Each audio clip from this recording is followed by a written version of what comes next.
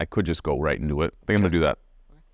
Yeah. So this man performed countless fertility operations in Nashville, and now we're learning he wasn't even a doctor. That's the only person I ever saw. Davis says over the course of several months, Dr. Dyer analyzed her ultrasounds and lab work and came up with her treatment plan, including, she says, the fertility drugs she would take. What we did not get is a medical procedure done by a medical doctor.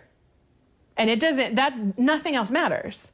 Nothing else matters because even if it was the parts and pieces were all there, it was not done by somebody who is licensed to do that. Ferrer Dyer worked for the Center for Reproductive Health here in Nashville, which just closed as of last month after they stopped paying their employees. Well, the facility was run by a Dr. Vasquez, but when News Channel 5 investigative reporter Jennifer Krause started doing some digging, she realized that most of the appointments were with a Dr. Dyer. Some people even went to the extent of saying they never saw Dr. Vasquez. Every single prescription came from Dr. Vasquez. Everything says Jamie Vasquez, MD. And how many times did you see Dr. Vasquez? Never. So Jennifer did some digging and she found out that not only is Dyer not a fertility doctor, he's not even a licensed medical doctor here in Tennessee. Turns out not only does Dyer not have a medical license, but we found degrees from the medical school he claims he graduated from in England are not recognized or accepted for licensure in either Britain or many states in the U.S., including apparently Tennessee. Dr. Vasquez apparently knew all of this. In fact, his attorney told us Dyer couldn't pass part of the foreign medical student exam. Yet Vasquez still hired him and let him see patients. So imagine how some of these patients feel.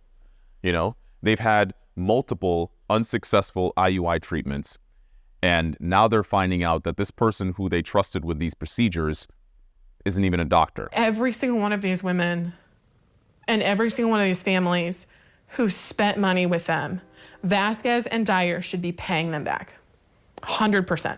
One of the people that Jennifer spoke to, she said that she got a second opinion from a different doctor, and that doctor was like, yeah, no, everything that you heard from before from whoever doesn't make any sense. We know now that the state attorney general's office is involved and they're running their own investigation. As a matter of fact, they're getting multiple calls from patients saying that they only saw Dyer and no one else. Meanwhile, we heard from Vasquez and his attorney who said that there may have been some confusion with Dyer. They're saying his jacket said fellow as opposed to doctor, and people should have known the difference. You be the judge of that, okay? Most people just say doctor. If you're a patient of Dyer, Metro Nashville Police has actually set up a special email box where you can file a complaint. You can also file a complaint with the State Attorney General's office and the Tennessee Department of Health. Contact all three of those agencies because they're all running their investigations and they're all trying to get down to the bottom of this. But the thing is, they've got different pieces that each agency is working with. As always, I want to know, what do you think?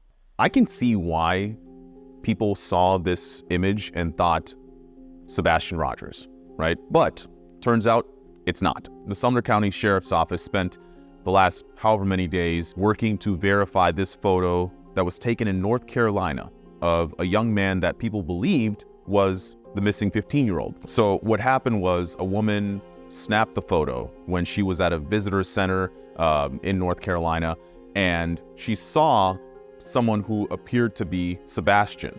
So she took the photo, contacted law enforcement, and that's when they started working overtime trying to vet this photo and figure out who this young person is. Come to find out, it's not Sebastian. I'm gonna say that one more time for the people in the back. They're saying it's not Sebastian. We're doing everything we can do. Every time a tip comes in, we follow up on it. For those who may not remember, Sebastian Rogers is the young man from Hendersonville who went missing about 2 months ago. Sebastian Rogers is 15 years old and he is on the autism spectrum. He had left his home in the middle of the dark, barefoot, with a flashlight.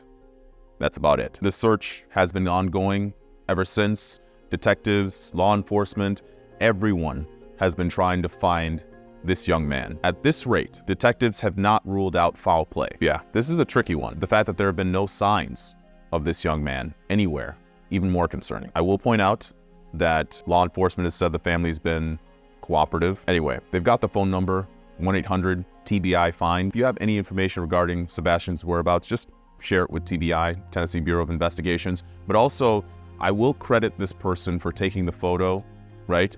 Because that's a proactive move. You saw something, you took the photo, you shared it with law enforcement.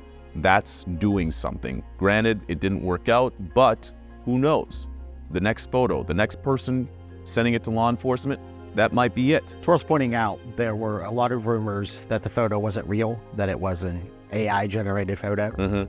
According to Nick Barris's reporting, authorities used security video from the visitor center to track the boy in the photo and his family and spoke to them. Definitely good to point out. Metro Nashville Council wants to turn 2nd Avenue into a tourism improvement zone. Now, what does that mean? What they're trying to do is help some of the businesses on 2nd Avenue recover after the Christmas Day bombing. You know, the one that happened back in 2020. So it's been a while. Some of 2nd Avenue has still yet to recover fully. Even though we see some stuff happening, we see businesses getting back to, somewhat of normal. We see bars open, we see restaurants open, and there's foot traffic. So for the casual observer, they might think, oh, this is, they're just doing some improvements around this area. Well, actually, a lot of improvements. Foot traffic from that time to now is completely different. I mean, like, people see the barricades, they see the fences, they think, oh, it's closed. But the area is not closed. In fact, the Nashville Downtown Partnership has tried hard to let people know the businesses are open, encouraging them to turn the corner. And now what they want to do is find ways to help business survive. Businesses will immediately be able to sell things outdoors in front of their businesses without a street vendor permit. They can put up signs and advertisements at no cost, have live performances and music outdoors, as well as other benefits. This is Metro's answer, if you will, for helping some of these businesses get back on their feet. It just doesn't look as inviting as other parts of, the downtown area do. Well, and I think more needs to be done to get the word out there about 2nd Avenue. And we could be doing it right now. Anything else from you? I got nothing. Okay. What we could talk about? TikTok has just sued the United States government over the fact that the government has said that TikTok has to sell its ownership to another company. The question is actually whether or not the First Amendment is even implicated here, in the sense that the government is not required to say that when it comes to all of these different private companies and platforms, that they have to be allowed to operate. The First Amendment is really about protecting us from the government saying, don't criticize me, or the government telling us not to use certain forms of expression. This is a medium. And so if it is such a big medium, if it is such a big public forum, that shutting it down does give rise to First Amendment concerns, then we are within the First Amendment. But I would say that's just step one. Interesting move by TikTok, but are you surprised? Absolutely not. Neither am I. We all knew that at some point or another there was going to be some legal maneuvering that happens in order for TikTok to stick around as long as necessary. And you know how our justice system works. It is slow. These things do not get done overnight. And so for all those folks that are wondering, is TikTok going to be around tomorrow? The next day, the next week, this may be your answer, because as long as the legal proceedings are happening, can't imagine that they're going to pull the plug. But also, I want to take this opportunity just to say, if it's not TikTok, it's going to be something else. I understand the frustrations that people have. I know that a lot of people use TikTok to make a living. And they may say that the moment TikTok is gone, all of that is now out of the picture. It wouldn't kill us tomorrow, but TikTok as a platform has represented a very kind of meaningful and new way that we reach consumers. I just hope people understand that there have been a lot of platforms that have borrowed something from TikTok since TikTok has been around. The idea that no one is going to turn that into a social media platform that is US based, I find it very hard to believe. But also, I've heard people ask me the question of, what are you going to do, Levi? You have a TikTok.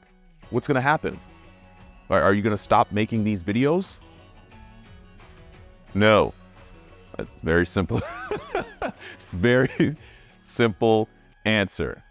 No, I'm not going to stop. because a lot of these videos live on different platforms as well.